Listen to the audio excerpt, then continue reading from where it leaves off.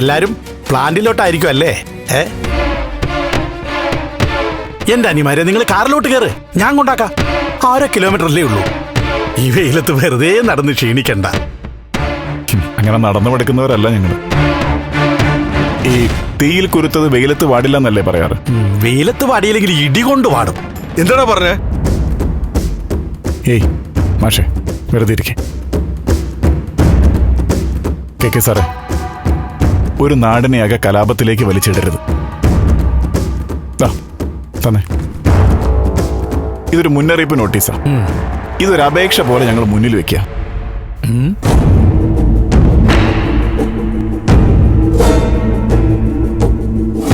പ്ലാന്റിന്റെ മാനേജർക്ക് ഞങ്ങൾ ഇതിന്റെ കോപ്പി കൊടുക്കുന്നുണ്ട്.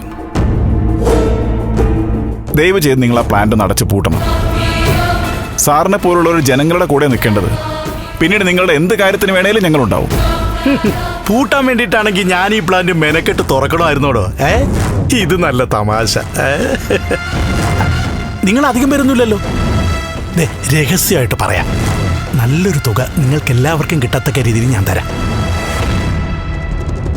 എടാ ജോസഫേ, കാശിരിപ്പട്ടോടാ വണ്ടിയിൽ. ആ, ഇപ്പൊ തന്നെ അത് വാങ്ങി വീതിച്ചെടുത്ത് വീട്ടിൽ ചെന്ന് കുടുംബത്തോടൊപ്പം കഴിയാൻ നോക്ക്. ചുമ്മാ തടികേടാക്കാതെ. അതെ, തന്റെ കള്ളപ്പണം കൊണ്ടേ ഞങ്ങൾക്ക് അങ്ങനെ തടി വെക്കണ്ടോ? അതെ, ഞങ്ങൾ നിങ്ങൾ പ്ലാന്റിലേക്ക് പോവാം. അവിടെ പ്രതിഷേധ നോട്ടീസ് ഒട്ടിക്കും. വൈകുന്നേരം വേസ്റ്റുമായിട്ട് വരുന്ന വണ്ടികൾ തടയും ചെയ്യും. ചുണയുണ്ടെങ്കിൽ തടഞ്ഞ് കാണിക്കടാ. കാണിക്ക. കെ നായർ ആരെന്ന് അപ്പം നീയൊക്കെ അറിയും.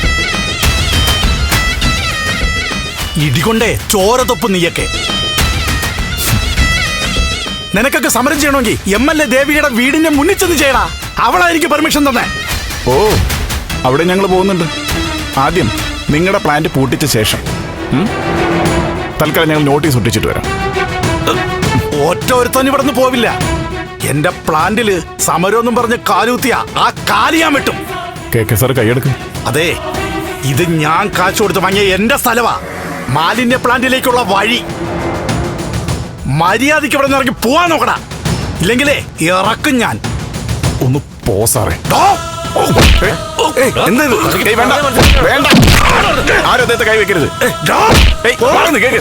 വേണ്ട, ആരും കൈ വെക്കരുത്. സാറേ, സോറി സോറി സോറി സോറി അല്ലേ? ശരിയാക്കി തരാ ഞാൻ. ഓ, അതായിക്കോ. അതെ, നിങ്ങൾ വാ. എന്റെ മാഷ എന്തിനാ അങ്ങനെ എടുത്ത് അല്ലാന്നൊക്കെ പോകുന്നത്? മാഷിന്റെ ദേഹത്ത് തൊട്ടപ്പോ എന്തായാലും ശരി.